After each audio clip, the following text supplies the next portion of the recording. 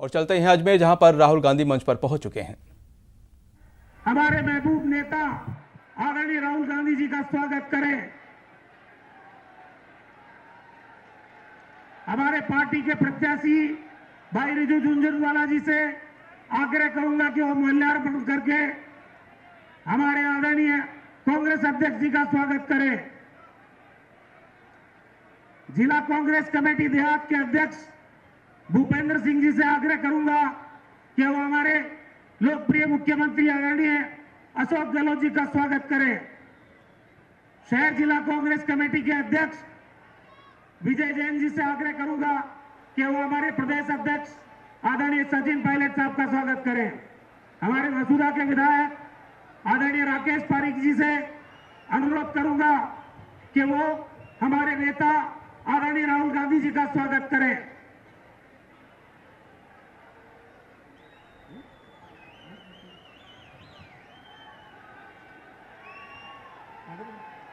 मैं मसूदा के हमारे विधायक राकेश पारीक जी से अनुरोध करूंगा कि वो 2 शब्द स्वागत के हमारे नेता के स्वागत में 2 शब्द कहें।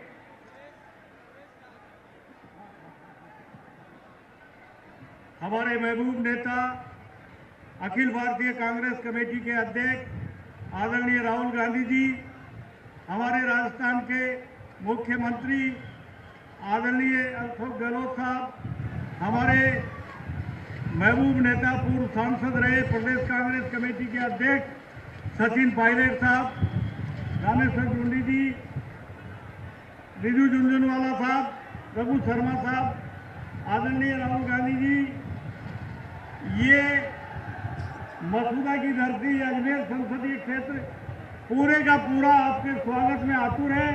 और मैं विश्वास दिलाता हूं आदरणीय राहुल गांधी जी कि यहाँ से आपका प्रत्याशी रिजू झुंझुनवाल भारी बहुमत से जीत के जाएगा। राहुल गांधी।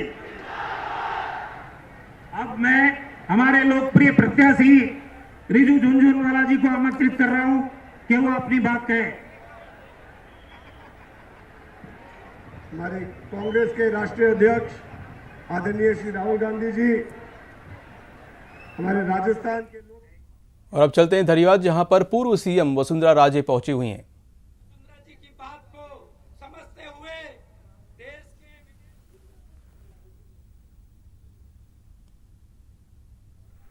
तो चुनाव प्रचार में लगी हुई हैं पूर्व सीएम वसुंधरा राजे। पासपोर्ट सेवा केंद्र की घोषणा धरियावद पहुंची हुई हैं पासपोर्ट सेवा चुनावी रैली में। खुल के आपके क्षेत्र में पासपोर्ट सेवा केंद्र के मंच पर उनका स्वागत करते हुए तमाम कार्यकर्ता। वसुंधरा राजे, वसुंधरा ये सीधी तस्वीर आप देख रहे हैं धरियावद से।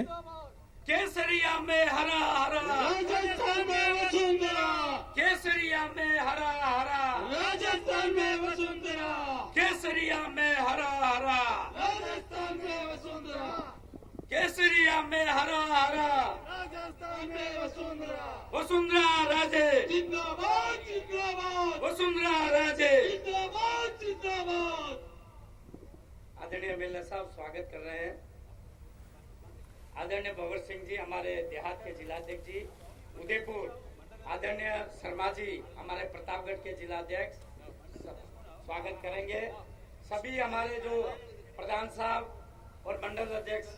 तो धरियावद से सीधी तस्वीर आप देख रहे हैं, जहां पर पूर्व सीएम वसुंधरा राजे पहुंची हुई हैं और मंच पर उनका फूल मालाओं के साथ स्वागत किया जा रहा है। थोड़ी देर में वो सभा को संबोधित भी करेंगी,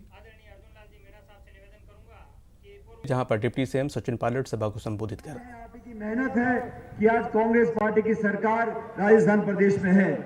राहुल जी के नेतृत्व में छत्तीसगढ़ में, राजस्थान में, मध्य प्रदेश में कांग्रेस सरकार बनाने कामयाब हुई है। और भाजपा के साथियों को बताना चाहता हूं, जहां पर आप घमंड और अहंकार की राजनीति करते हो, तीनों राज्यों में द्विपक्षीय मुकाबला हुआ और हमने आपको हराया है। लोकसभा चुनाव में भी आपका बोरिया बिस्तरा बांध के यहां से विदा करने वाले हैं। राजस्थान में मिशन 25 की तरफ हम लोग आगे बढ़ रहे हैं। आज भाजपा के जो नेता हैं, जिस प्रकार के भाषण वो देते हैं, जिस प्रकार से आरोप लगाते हैं, जहर घोलने की बात करते हैं, समाज को तोड़ने की बात करते हैं, पिछली सरकारों पर दोष बढ़ने की बात करते हैं, मैं पूछना चाहता हूं, आज अगर रसोई गैस सिलेंडर की कीमत 1000 रुपए हो गई है, आज अगर पेट्रोल डीजल 80 रुपए लीटर पहुंच गया है, तो इसमें किसकी गलती है? मोदी साहब की गलती है या मनमोहन सिंह जी की गलती है? 5 साल पुरानी सरकार पर उंगलियां उठाना ये शोभा नहीं देता। एक प्रचंड बहुमत मिला था राजस्थान में, यहां पर सरकार ने काम नहीं किया, जनता ने उनको विदा किया है। अभी 23 मई को जब मतगणना होगी तो भारी बहुमत के साथ कांग्रेस के नेतृत्व वाली सरकार, राहुल गांधी जी के नेतृत्व की सरकार दिल्ली में बनने जा रही है। अजमेर की इस पावन धरा पर मैं आप लोगों से आग्रह करना चाहता हूं कि एक नौजवान व्यक्ति को कांग्रेस पार्टी ने मौका दिया है। राहुल जी हमेशा नौजवानों को आगे लाने की बात करते आए हैं। मेरा आपसे करबद्ध निवेदन है कि ये जातिगत राजनीति की बात जो करते हैं, धर्म की राजनीति की बात जो करते हैं, उनको जवाब देने के लिए हमारे कांग्रेस के उम्मीदवार रिजू झुनझुनवाला जी को जिताकर भेजिए। ये दिल्ली में बैठकर आपकी वकालत करेंगे और आप लोगों के जो भी विकास के काम हैं, प्रदेश की कांग्रेस की पूरी सरकार की ताकत अजमेर जिले में हम लोग लगाएंगे और जो जो विकास आप चाहते हो उन सभी विकास के कामों को पूरा कराएंगे। आज राहुल जी हमारे बीच में आए हैं। मैं राहुल गांधी जी को आश्वासित करना चाहता हूं कि आपने जो बीड़ा उठाया है, जो सच्चाई की और न्याय की लड़ाई आप लड़ रहे हैं, गरीबों को, किसानों को, महिलाओं को, दलितों को, अल्पसंख्यकों को इस देश में जो टेढ़ी नजर से देखा जा रहा है, इस देश में सबका साथ सबका विकास की बात करने वाले लोगों से पूछना चाहिए। जिस तरह आप जवाबदेही तय कर रहे हो, देश और प्रदेश की जनता आपके साथ खड़ी है। एक एक कांग्रेस का कार्यकर्ता कंधे से कंधा मिलाकर भाजपा को चुनौती देगा और 5 साल को झूठे वादे करने के बाद आप सरकार में बैठे थे, आज आपका जाना तय है। अजमेर के लोगों ने बहुत आशीर्वाद दिया, यहां से आपने मुझे अपनी सेवा करने का मौका दिया और मैं आपको पुनः आश्वस्त करना चाहता हूं कि आज जरूरत है देश को कांग्रेस पार्टी की। आज रिजू जीतकर दिल्ली जाएंगे, सरकार कांग्रेस बनेगी, ये अच्छी बात है, लेकिन ज्यादा महत्वपूर्ण यह है इस देश में हमारे लोकतंत्र को, हमारे गणतंत्र को जो चुनौती दी जा रही है, संस्थानों को जानबूझकर खत्म किया जा रहा है। संविधान के तहत 70 सालों से हम लोगों ने जिन संस्थानों को यहां तक पहुंचाया था, भाजपा की सरकार चुन चुन कर उनको खत्म करने का काम कर रही है। मैं पूछना चाहता हूं प्रधानमंत्री जी से, आप जवाब देने की बजाय विपक्ष के नेताओं पर, कांग्रेस के नेताओं पर दमन की राजनीति करते हो। जो कांग्रेस में नहीं है उस पे छापे भी होंगे, रेड भी होगी, सीबीआई भी आएगी, इनकम टैक्स भी आएगा, ईडी भी आएगी। और जो व्यक्ति भाजपा को चुनौती देता है, उसकी राय से राय नहीं मिलती, तो भाजपा के नेता बोलते हैं कि आप देशद्रोही हो, आप राष्ट्र विरोधी हो। और जो व्यक्ति भाजपा में शामिल हो जाए, अगर वो आरोपी भी होगा, तो उस पर गंगा जल छिड़क देते हैं, वो बिल्कुल ठीक हो जाता है। इस प्रकार की राजनीति केंद्र में हो रही है। दक्षिण भारत में मैं होकर आया हूं साथियों, दक्षिण भारत में भाजपा का खाता भी नहीं खुलेगा और जिन जिन राज्यों में आज सरकार कांग्रेस की बनी है, वहां भारी बहुमत के साथ हमारे सांसद जीत कर जाएंगे। राहुल जी ने, सोनिया गांधी जी ने बार बार इस प्रदेश को आके संभाला है। मैं इस मौके पर धन्यवाद करना चाहता हूं आदरणीय सोनिया गांधी जी का भी। जब वो कांग्रेस अध्यक्ष रही, कितनी बार यहां पर आई, हमारे प्रदेश में जब भी अकाल पड़ा, प्रकृति का प्रकोप पड़ा, आतंकवादी हमले हुए, हमेशा आके लोगों के जख्मों पर रहम लगाने का काम उन्होंने किया है। और आज राहुल जी हमारे क्षेत्र में आए हैं, राजस्थान के लोग कांग्रेस के साथ खड़े हैं। हम सभी लोग, 36 कौम के लोग, चारों धर्म के लोग मिलकर कांग्रेस पार्टी को जिताने वाले हैं। लेकिन इससे पहले मैं अपनी बात को समाप्त करूं, हमारी महिलाएं बैठी हैं, किसान वर्ग के लोग बैठे हैं। बीजेपी की सरकार ने जानबूझकर नरेगा के कानून को खत्म करने की कोशिश राजस्थान में करी। वसुंधरा जी के सरकार के आखिरी दिन नरेगा कार्यक्रम के तहत राजस्थान में सिर्फ 9 लाख लोगों को रोजगार मिल रहा था। मुझे बताते हुए खुशी है कि आज राजस्थान में 30 लाख लोगों को नरेगा से हम लोग रोजगार दे रहे हैं, ताकि गरीब की जेब में पैसा आए। हमारी न्याय योजना के बारे में राहुल गांधी जी आपको विस्तार से बताएंगे, लेकिन आज रिजू झुनझुनवाला जी के समर्थन में, कांग्रेस के समर्थन में इतनी भारी तादाद में आप लोग आए हो, मैं आपका धन्यवाद देना चाहता हूं। और एक बार राहुल जी के आगमन में और कांग्रेस की जीत में जोरदार तालियां बजाकर राहुल जी का स्वागत करिए, ताकि लगे, अरे तालियां जोर से बजाइए ताकि लगे कि हम लोग जीत कर जा रहे हैं। आप लोगों का बहुत बहुत धन्यवाद। जय हिंद, राम राम साहब। अब मैं राजस्थान के लोकप्रिय मुख्यमंत्री जन जन के नेता आदरणीय अशोक गहलोत जी से आग्रह करूंगा कि वो आप सबको संबोधित करें।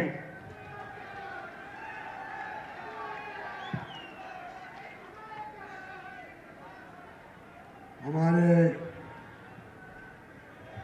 नेता, हमारे कांग्रेस अध्यक्ष आदरणीय राहुल गांधी जी, हमारे डिप्टी सीएम साहब प्रदेश कांग्रेस अध्यक्ष सचिन पायलट जी, हमारे कैंपेन कमेटी चेयरमैन हमारे स्वास्थ्य मंत्री रघु शर्मा जी, रामेश्वर जूडी साहब, हमारे लोकप्रिय उम्मीदवार रिजू झुंझुनवाला जी, रामपाल शर्मा साहब, राकेश जी पारिक, सुरेश जी टाक, बाबूलाल जी नागर, श्रीमती डॉक्टर प्रभा ठाकुर, मीना कारगी, निरेंद्र जी कुंदन, अभिमन्यु जी पूनिया, रामनारायण जी गुजर, महेंद्र जी गुजर, श्रीमती नसीम अख्तर इंसाफ, भूपेंद्र सिंह जी राठौर साहब जिला अध्यक्ष, विजय जैन साहब, नंदाराम जी धाकर, हेमंत भाटी जी, रामचंद्र जी चौधरी, महेंद्र सिंह जलावता, जितेंद्र बैरवा जी, पारस पंच जी, तमाम उपस्थित बुजुर्गों, भाइयों और बहनों, नौजवान साथियों, सबसे पहले मैं अपनी ओर से, आप सबकी ओर से राहुल जी का स्वागत करता हूं। हमें बहुत खुशी है कि चुनाव के अंदर जो माहौल बनाया है राहुल जी ने, आप सबको मालूम है किस रूप में शुरुआत करी उन्होंने।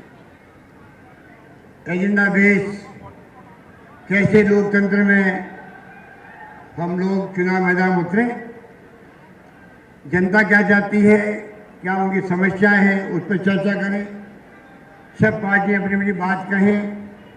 राहुल जी कहते हैं कि घृणा की, नफरत की राजनीति नहीं होनी चाहिए, प्यार से, भाईचारे राजनीति हो। तो दुर्भाग्य से मोदी जी ये नहीं चाहते हैं, मोदी जी ये नहीं चाहते हैं। इश्यू बेस्ड मुद्दा आधारित राजनीति वो चाहते नहीं है। इसलिए पूरे देश में माहौल ऐसा बना दिया है, 70 साल में कांग्रेस ने जिसको मजबूती प्रदान करी, ये जो लोकतंत्र दिया आपको, ये महात्मा गांधी के ज़माने में पंडित जवाहरलाल नेहरू, सरदार वल्लभ भाई पटेल, मौलाना अबुल कलाम आज़ाद, अम्बेडकर साहब ने बनाया संविधान, तब 70 साल से ये व्यवस्था आज कायम है। पाकिस्तान हमारे साथ आज़ाद हुआ था, वहाँ लोकतंत्र की हत्या हो गई बार बार, सैनिकों का शासन, प्रधानमंत्री को जेल और फांसी के फंदे पे लटका दिया भुट्टो साहब। इतना फर्क है हिंदुस्तान और पाकिस्तान के अंदर। फिर भी बार बार कोई मुद्दा नहीं है, जनता की समस्याओं में सरोकार नहीं है, वादे सब भूल गए, ना काला धन आया, ना रोजगार मिला 2 करोड़ नौजवानों को प्रतिवर्ष, ना महंगाई कम हुई, ना अच्छे दिन आए। अपनी नाकामियों को छिपाने के लिए अब मोदी जी कभी चुनाव आते राम मंदिर की बात करते हैं, कभी राजभक्ति की बात कर रहे हैं। क्या हम लोग यहाँ बैठे हुए राजभक्त नहीं है? इस प्रकार के हालात में ये चुनाव का मुद्दा बना रहे हैं। राहुल जी चाहते हैं कि जो कहते हैं हमें करना चाहिए, वो हम लोग भी ये कहते हैं, वादा वही करो जो निभ सकता हो, वो निभाओगे। और इसीलिए आज एक तरफ सरकार बनी राजस्थान की 3 महीने पहले,